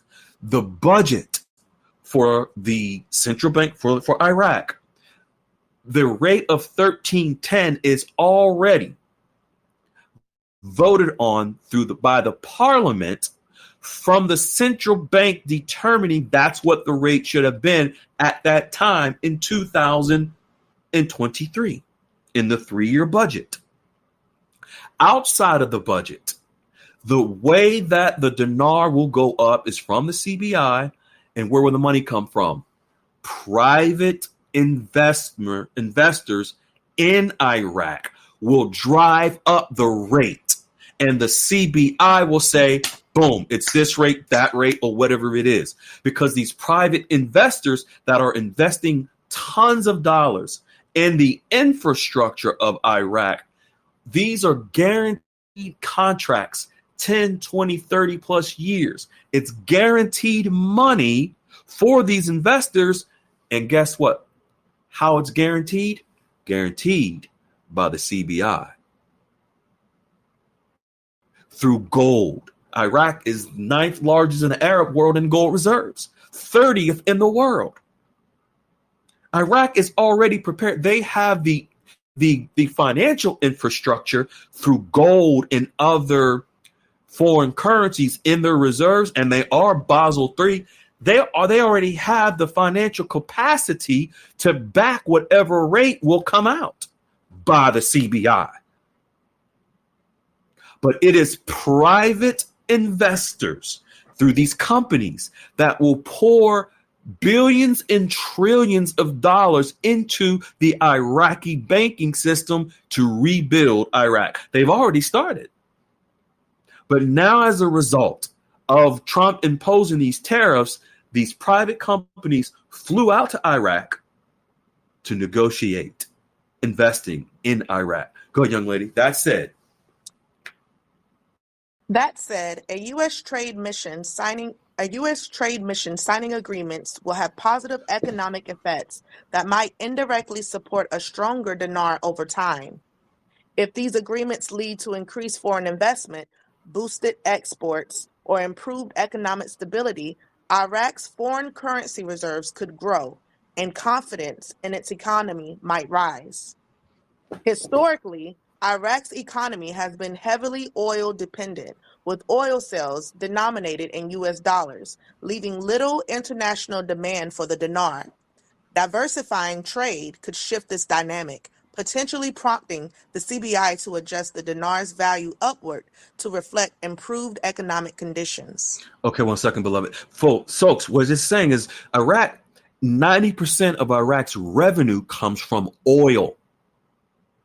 90% of Iraq's revenue, their GDP, gross domestic, it comes from oil. They are an oil-heavy exporting country.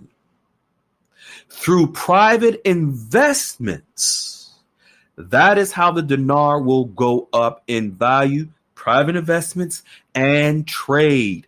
Hence why they will be joining the World Trade Organization. This is where the dinar's value will go up. Go ahead, young lady. However, there are caveats.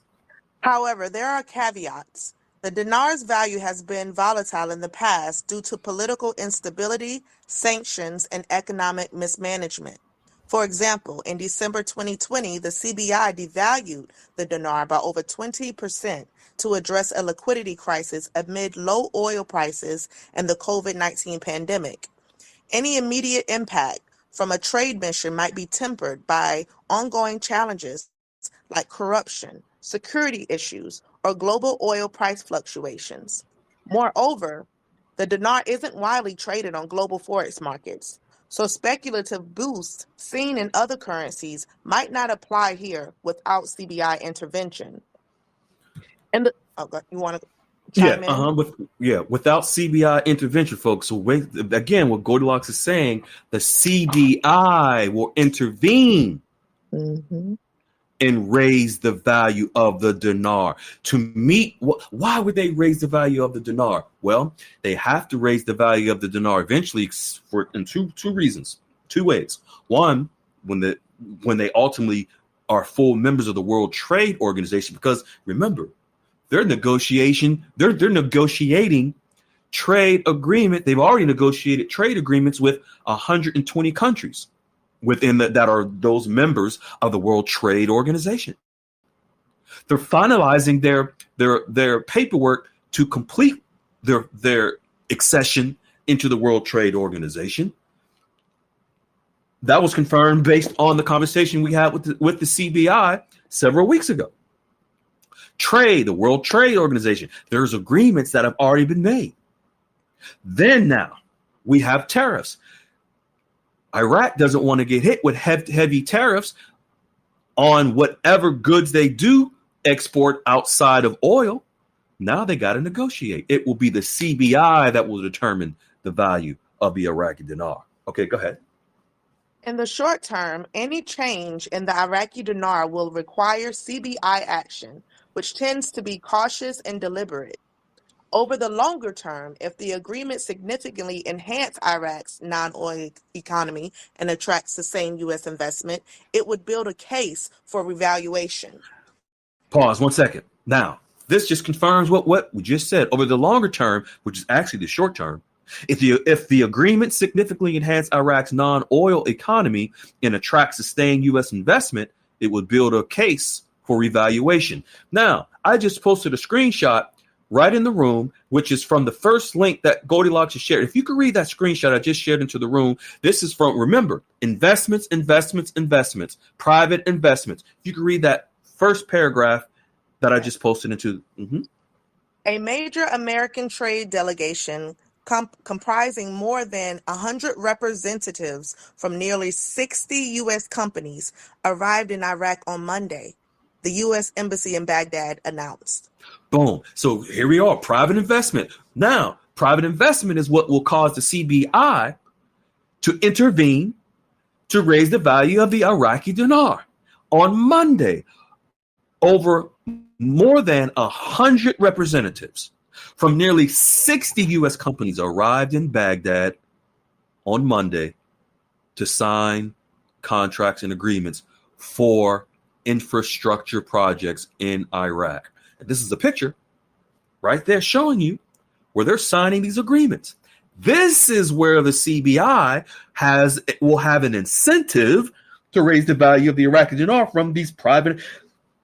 When private investors come in to invest in a country, especially in infrastructure, they're not bringing food stamps. They're bringing real money, folks. They're bringing dinero, mucho dinero, real money that Iraq, the CBI, will be able to deposit into their banking system. And they will put financial guarantees with financial instruments to back that money, also back it with gold. For example, let me give you an example. Let's say if out of these 100 companies, that 100 representatives of over 60 companies that are signing investment projects with Iraq, let's say company A says, Iraq, we're going to invest $100 million in Iraq for a project. That company can make $500 million from that investment, and it will be guaranteed by the Central Bank of Iraq through financial instruments in gold and other assets. Times that times 60, 70, 80 other companies doing the same thing in Iraq. Iraq will then have to pay those salaries, those companies, they have to pay them all in Iraqi dinar. Where's the money going to come from? CBI raising the value of the Iraqi dinar. But they don't have to wait until they break ground for these projects. They're financial guarantees that are done up front. It's money guaranteed. Okay, young lady, if you don't mind reading that last sentence. Did I say food stamps? I sure did.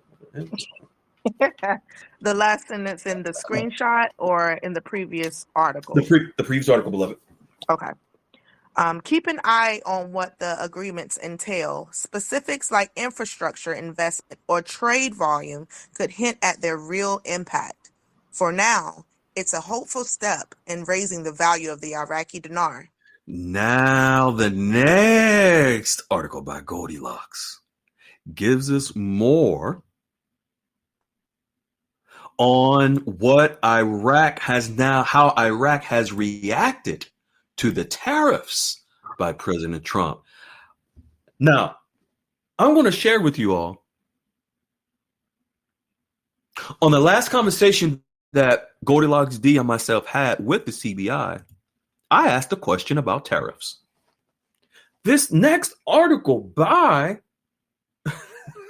Iraq is totally different than what was told to us by the CBI. Not different as in they were holding anything. Different as in these tariffs has made Iraq do a shift. What we were told, I asked, I said, this was before the tariff. So it was 2 weeks ago we had the CBI call. The tariffs didn't hit until April the 2nd and officially April the 9th.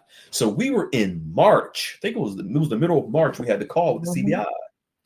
And I asked, I says, so what's your take on these tariffs that are coming out of the United States, so forth and so on?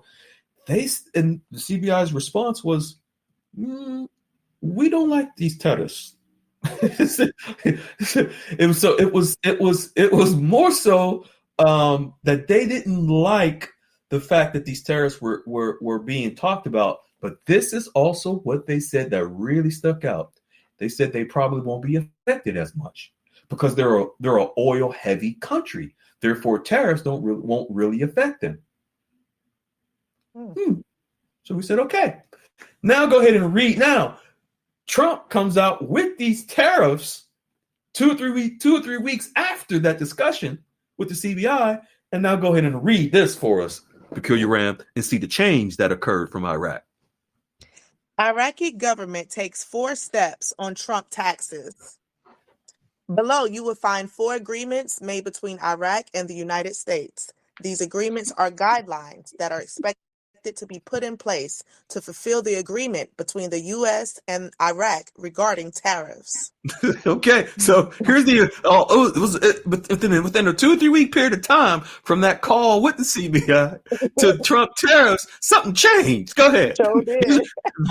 These are the 4 steps. This is the 4-step plan that Iraq all of a sudden came up with about these tariffs. Go ahead.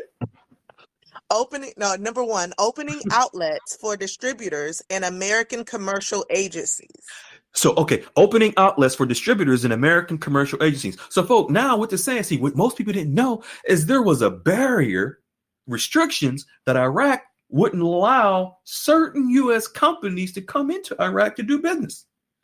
There's been some, but now they're saying, we're opening outlets for distributors and American commercial agencies, basically companies to come into Iraq. And then boom, here we have over 100 representatives, over 60 U.S. companies, boom, fly into Iraq last Monday to sign agreements for projects, infrastructure projects in Iraq. Number 2, developing banking services between the banking and financial sectors in Iraq and the United States. Meaning more open banking between U.S. banks and the Iraqi banking system. We already know a handful of certain banks that have been in Iraq now opening to where other banks can now do business in Iraq, and vice versa, where Iraq will open their business and banking into the U.S. as well. Go ahead, number 3.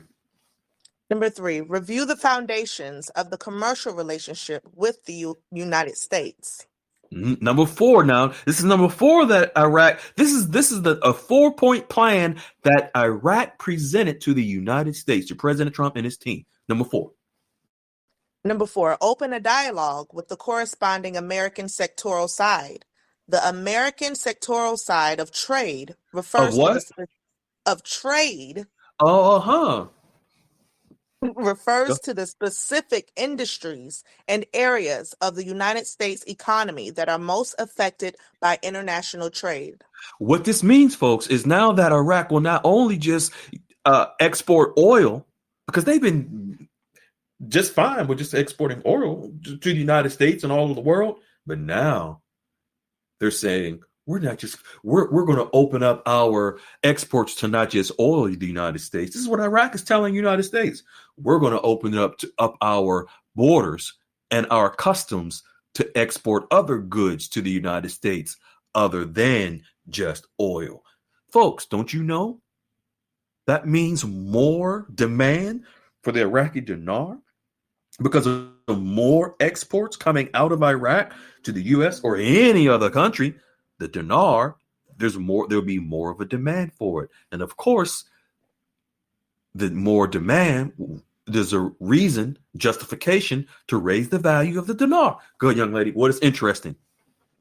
What is interesting about these agreements is that they lead Iraq toward a market economy. A market economy would move their exchange rate from the government's control to market forces driven by supply and demand.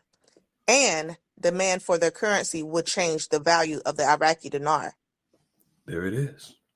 The demand for the dinar goes up because as long as Iraq was just a 90% oil exporting country and using the US dollar. See, folks, Iraq exports 4 million barrels of oil a day to the United States. 4 million per day.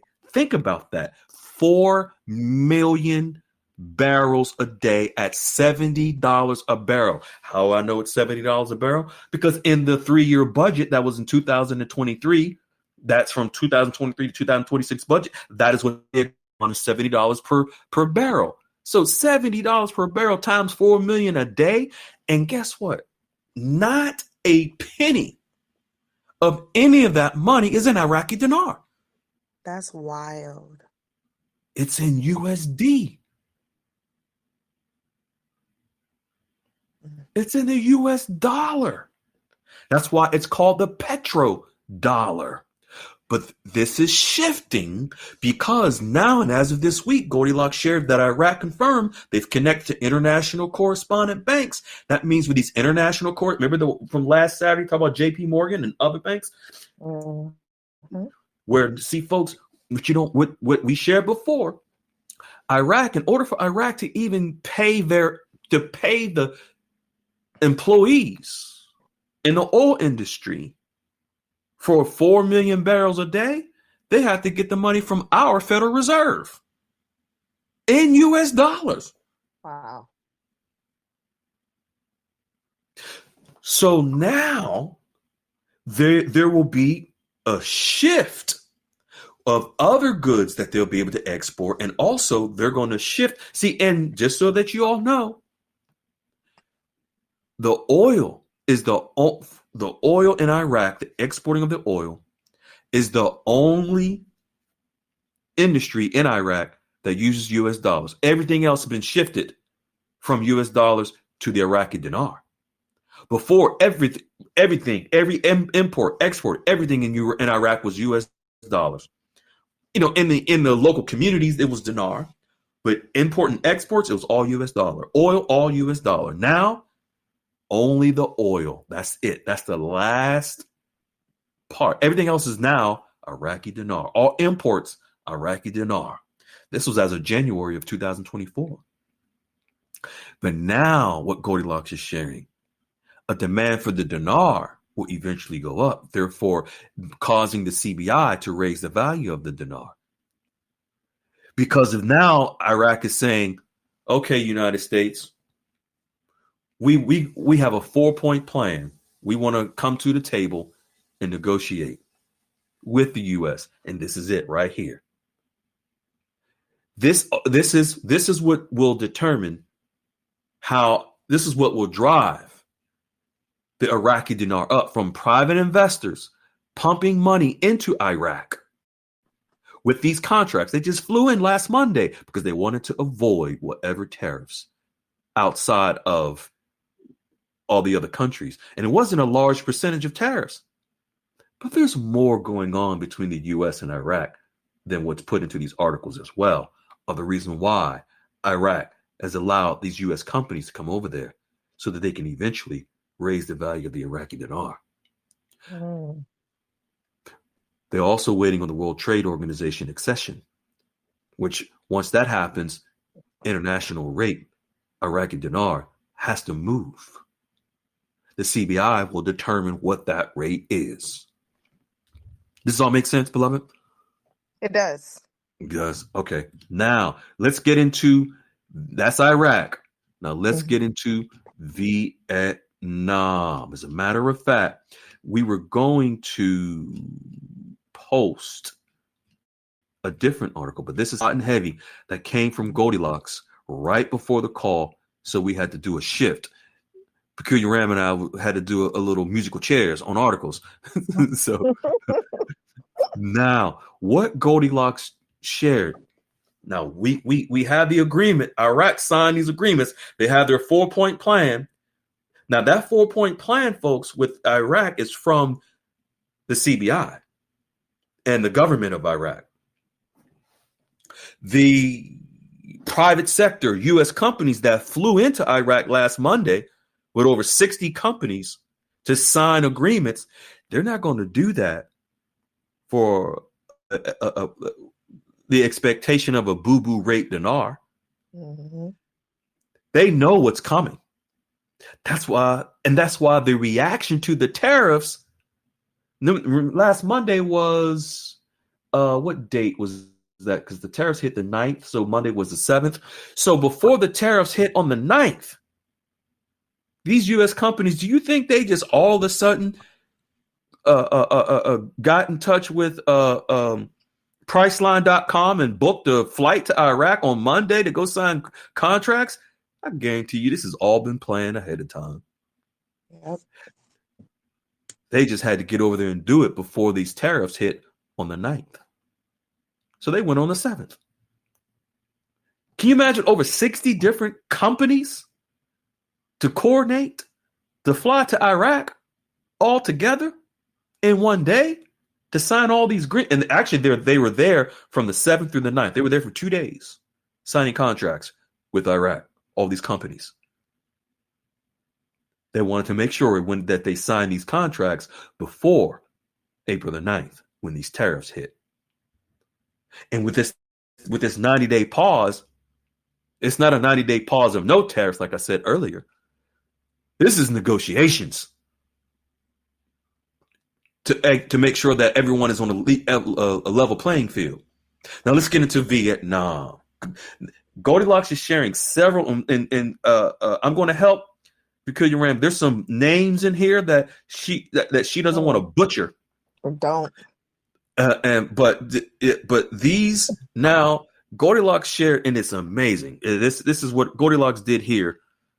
I think Goldilocks has like 5 brains to put all of this together that Peculiar Ram is about to share on what Vietnam just did in their signing of agreements also with the United States, which also includes the U.S.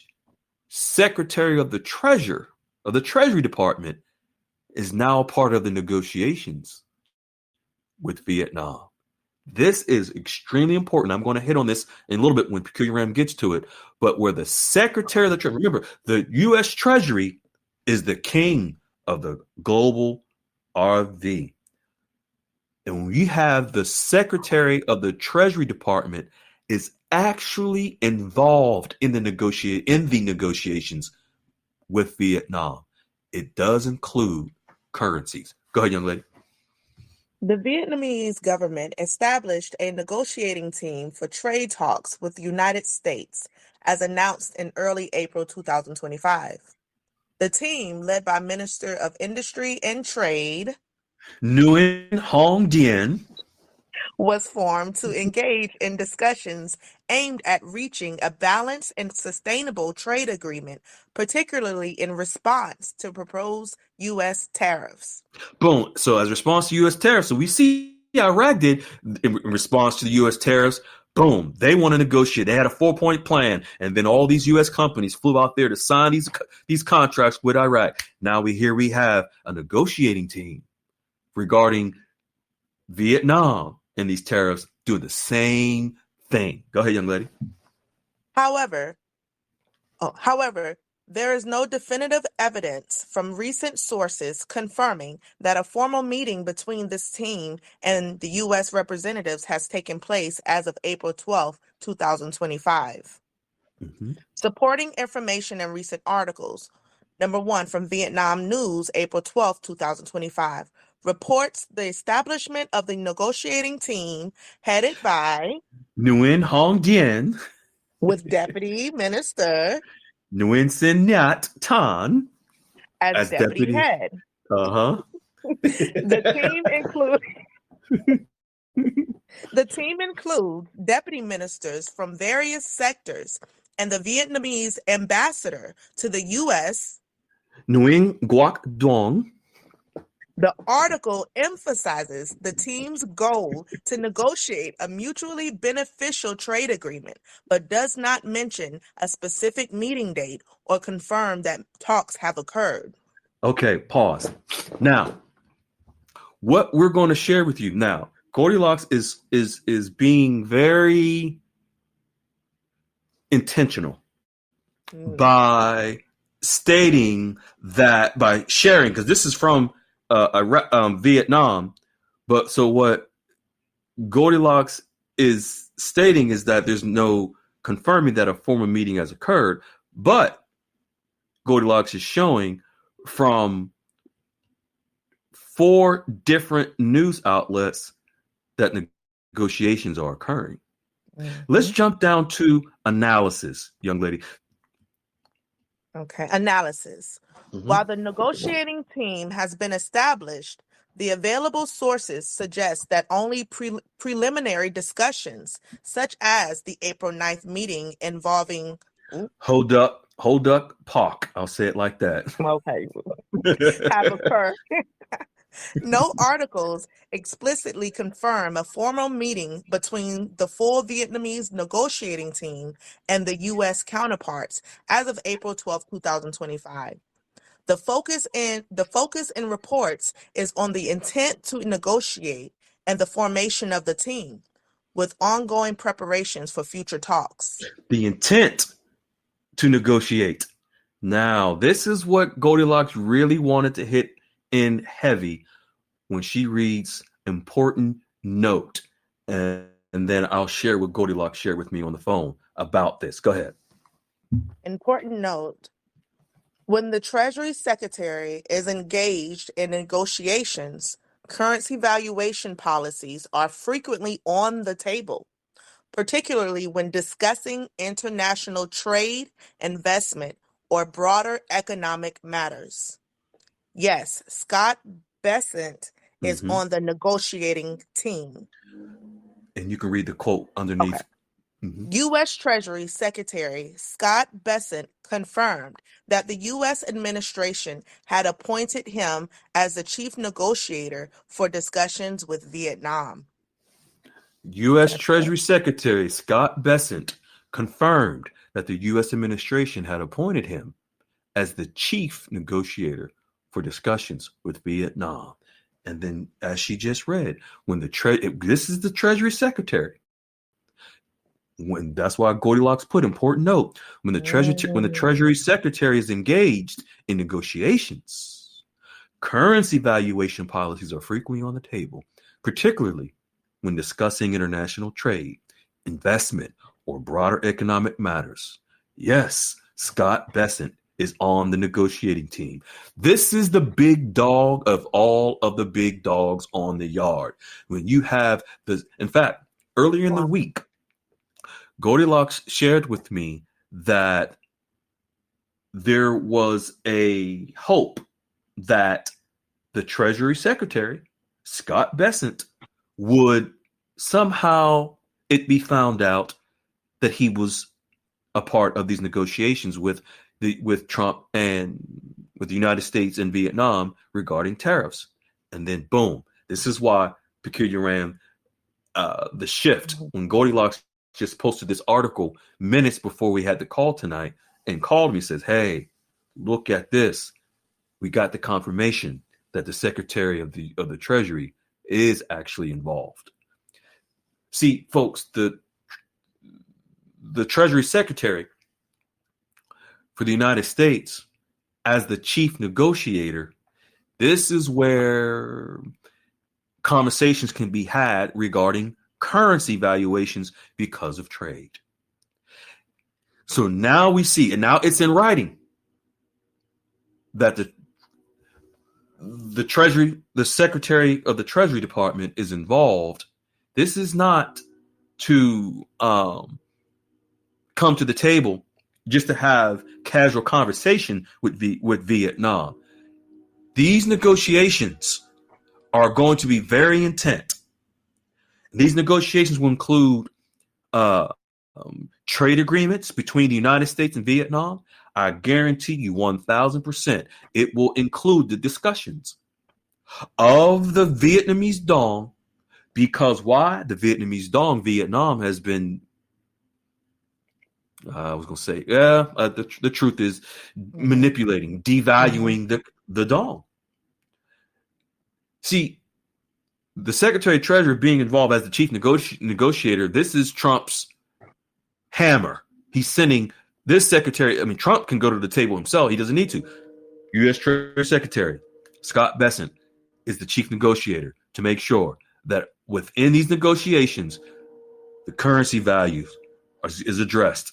Whether that means that the Vietnam stops devaluing the Vietnamese dong, of course, the response to that will be the value of the Vietnamese dong to go up.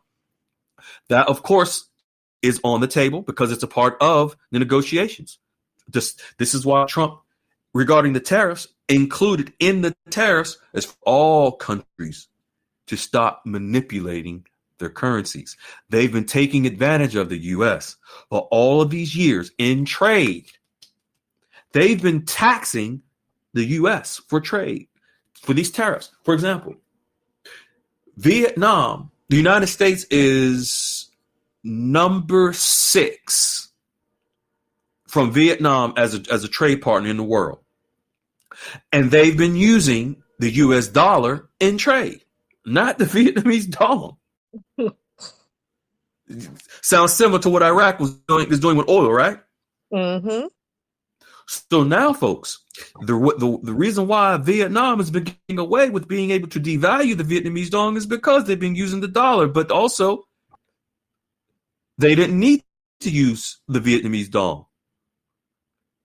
They were just allowed to get away with it, to devalue it, and making all the profit on the back end.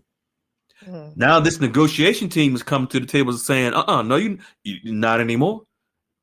You can't continue to devalue. And this is where this is where leveling the playing field comes from, folks. See, most people would think that leveling the playing field, that, also a lot of people were thinking because President Trump is saying that how the U.S. dollar is going to be the big bad bully on the block. That's just public pontification. That's just to make Americans feel good. Leveling the playing field is allowing these other countries. This is why when he was asked in 2017, what would he do regarding all these countries devaluing their currencies and manipulating the currencies, leveling the playing field. How do you do that? Tariffs. Tax them like they're taxing us. Another thing that just come to mind, and we're almost done.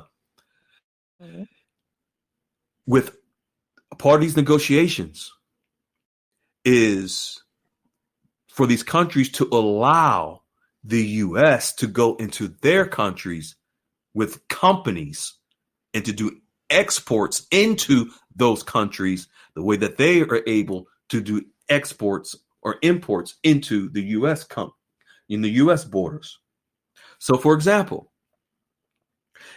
some of you all may have heard Trump say how the U.S. are buying all these Japanese cars. How come we want to go into Japan with American cars? Just think of that's imbalance where it's only Japanese can ship their cars to the United States, but we can't ship Ford, GM, Chevy into Japan, for them Right. to buy our cars. Right.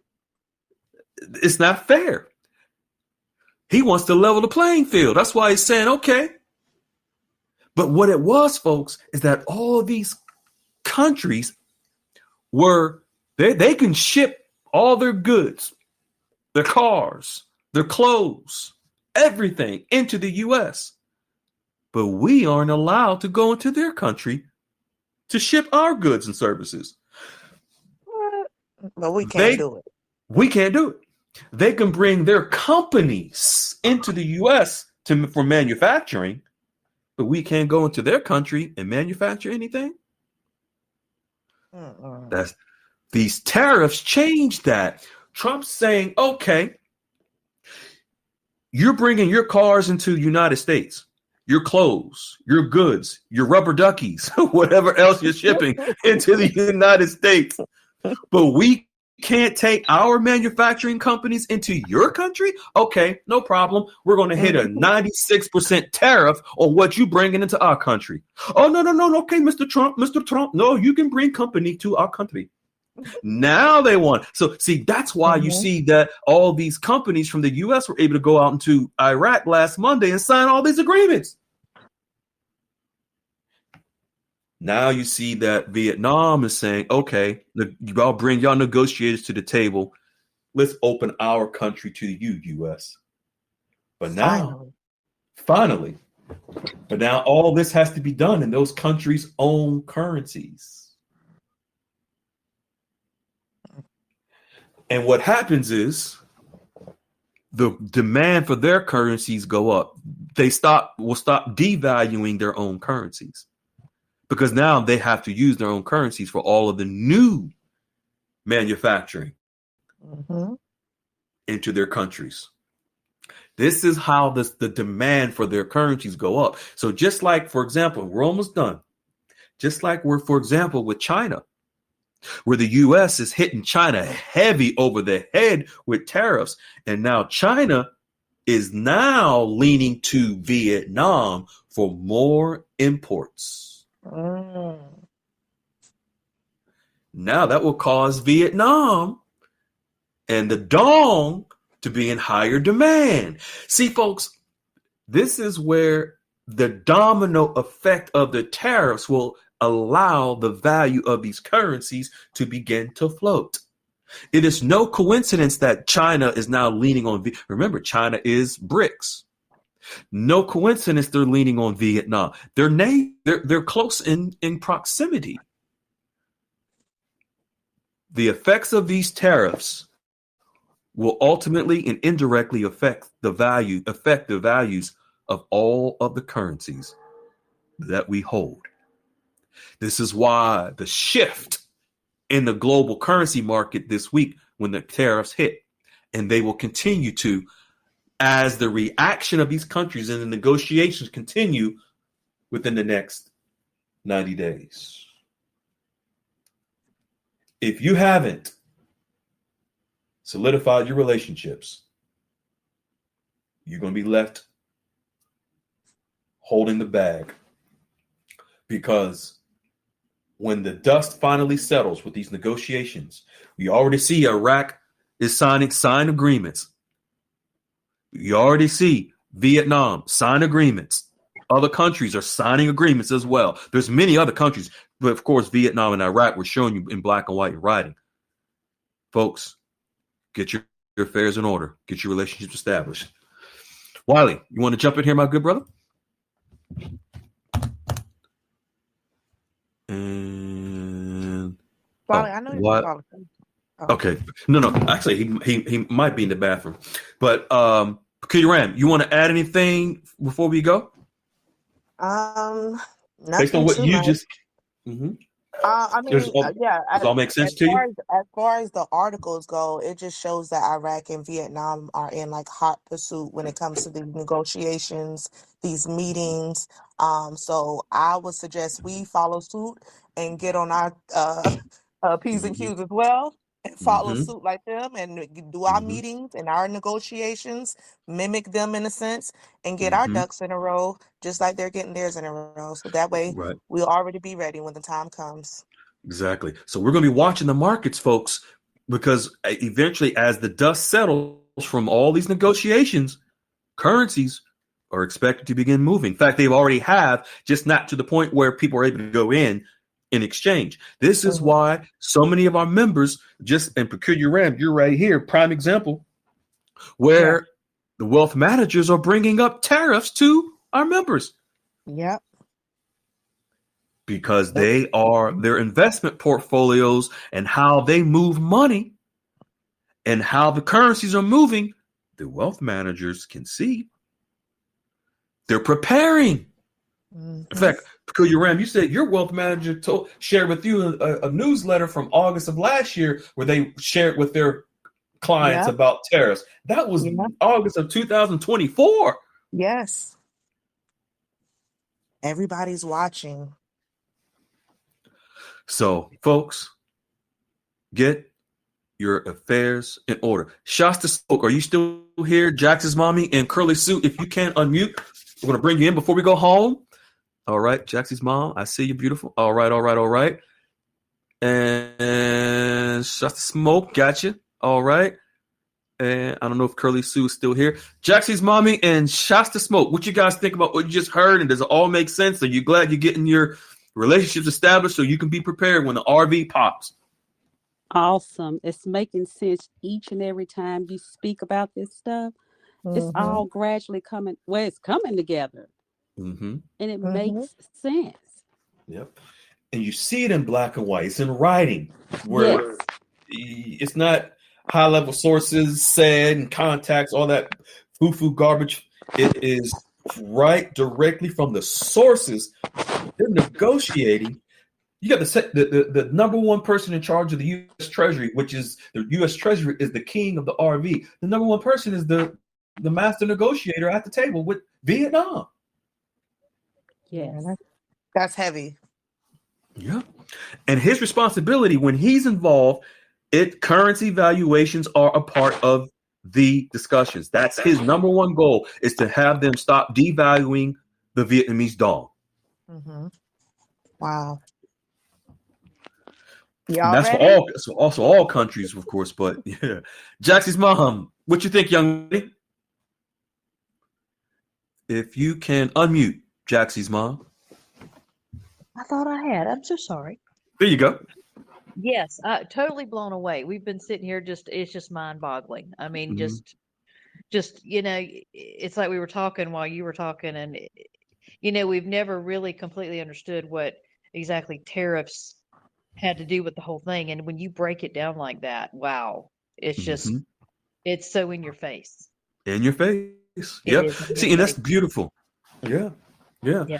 See, and with us being able to explain and break it down to you, you see it and you're like, oh, that makes sense. So Oh, definitely. it Yeah. makes your investment even more real to where Yep. now you can see on mainstream, you can follow along in mainstream media when they're talking about this stuff now. Mm-hmm. Mm-hmm. Absolutely. It's Mm-hmm. exciting to see. And I be looking at little things on mainstream news and they be breaking it down and stuff like that. I'm like, yeah, I know all about that. I know all about that. And the It gives beautiful thing is, confidence in yes. knowing. Yes, yes. And the beautiful thing about that is that you're seeing on mainstream, you're seeing it from Goldilocks in the room, and then you're getting it Mhm. even from your wealth manager. Yeah, yeah. Confirmation after confirmation after confirmation. Yeah. Yep. Yeah. Awesome. Awesome. All right, beautiful folks. We thank you all. Thank you all. It was an amazing call. Thank you, Shasta Smoke, Jaxie's mom, Curly Soup, Peculiar Ram, everyone. We appreciate you all. Everyone have a good night. We love you and stay grounded. Stay in love. Take care, folks.